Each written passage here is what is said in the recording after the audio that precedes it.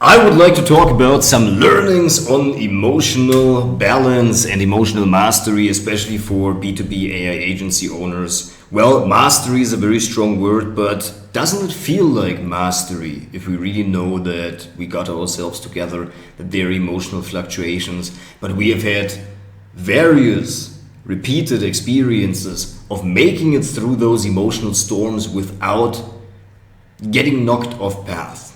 That is a feeling of mastery, and I believe you have had that in the past, and you know exactly what that feeling is like when you're overcoming yourself in a way that you stay the course, even though it feels emotionally intense. And what then tends to happen is that it gets less and less and less intense. And so I had the conversation with two people in the last 2 days. One person is being owed $100,000, and about a tenth of that is about to be paid. And this is great. And I had a conversation just right now before I started this video where he is owed also a substantial amount of money, half of what the project was about or was being compensated for. And both of them told me, I really don't want to deal with that. And I understand that. I get that completely of what it's like to not following up on money that is being owed. And I'm still doing this myself sometimes when I feel I'm in this very tense and pressured position of I have a lot of client work coming up, or like a lot of work even on the computer where I don't even have the time really to like work out or just go take a little walk and collect myself, go for a swim, or just go for a quick run up and down, be back in 20 minutes, all of the things that I usually like to do on a day where I feel in charge and in control of my time and of the work that I'm about to do. I also tend to do that. Then usually collecting the bills when I feel in this stressed state is usually the thing that I want to deal with the last. I understand the least, right? At last. Like at the end of the day, I'm going to deal with that. But I would like to invite you to do that because this is also teaching something to yourself. And so I'm just, instead of talking at you, I'm just going to explain that from my personal point of view.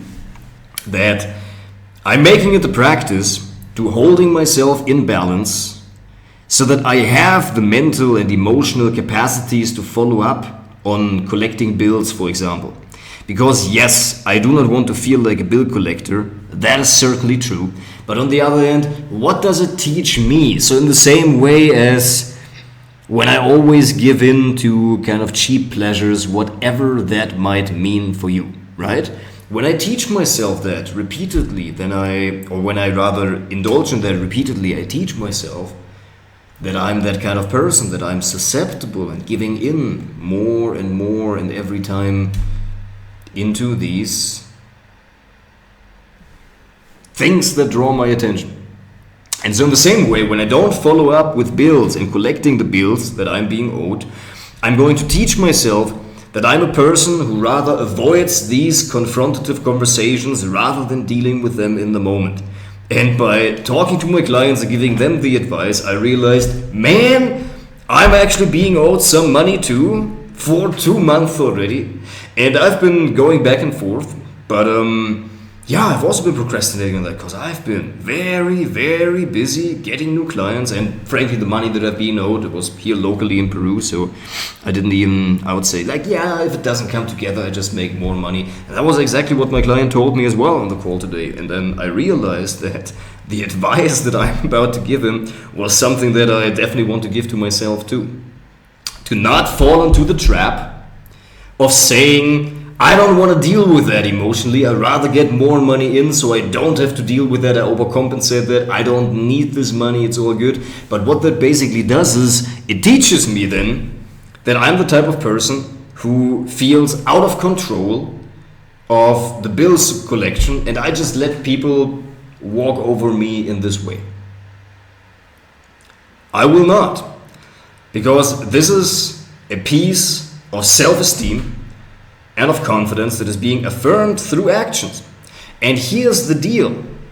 Oftentimes when we have this attitude, or when I have this attitude within myself, then I procrastinate on that. I push it onto the end of the day. I don't follow up. I don't make the call. And it keeps happening again and again and again until then I finally, when I then encounter the person, I have so much charge inside of me that I am negative or even threatening at some point, which is absolutely not helpful in any kind of way. Not to get the money, and it can also get you like in real trouble. So for that, the reason how I fixed this for myself, I have to say, now I haven't gotten the money yet, but I'm in close contact with him. So the reason what I'm saying for that is what has been very important for me to have that mental, emotional energy to actually do these bill collecting tasks is the focus, the narrow focus. I had today and this morning, the first time that happened, a lead, a prospect, a person interested in my work who was 10 out of 10, 100% matching my ICP. An ideal client, certainly a person that I love to work with. And he found me through my YouTube channel, reached out to me on LinkedIn, and then we had a conversation today this morning, first over Zoom, and I've realized that what I'm doing is working. And it's working fast, and the demand is picking up fast. I'm getting a lot of inbound leads, a lot of inbound demand for my service. And this is tremendous. And I'm affirming that because I've been living in this reality now for a while, but I also remember what it was like before. And I also have perspective on my other coach colleagues who are in other niches who basically spend all day getting told no and then having sales calls, and then 1 out of 10 they close a high ticket person for 3 installments of $400. I do not want to live this way. I rather have it in exactly the way that I have it right now, of having people come to me inbound, and then all I need to do is basically talk to people who are already interested, who are already pre-sold. The person that I talked to this morning, that was like a great conversation. It wasn't even a sales call. And I'm not doing any sales calls anyways, I'm just doing coaching calls. I just give people the service, a taste of the service for free, 5 calls. And when we spread that out, then usually I've talked to people for 5 weeks for free, and a little bit on LinkedIn or on WhatsApp, messaging in between.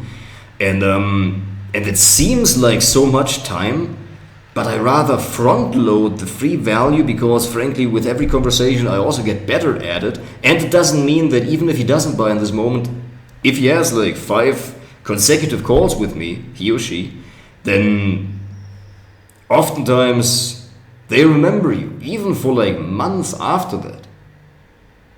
And so, yeah, what I'm saying is the following. Through this narrow focus, and that is exactly why I'm bringing this up, bring it back to the original point.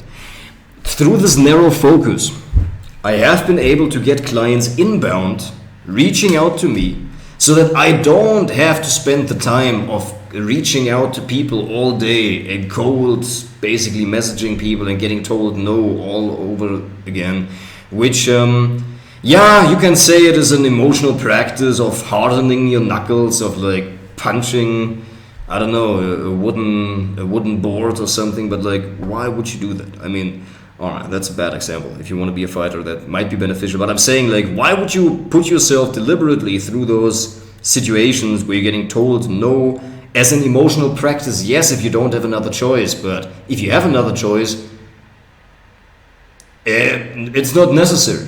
So why would I do that if that's an inferior way of getting clients? All I'm saying is this narrow focus has allowed me to get clients inbound.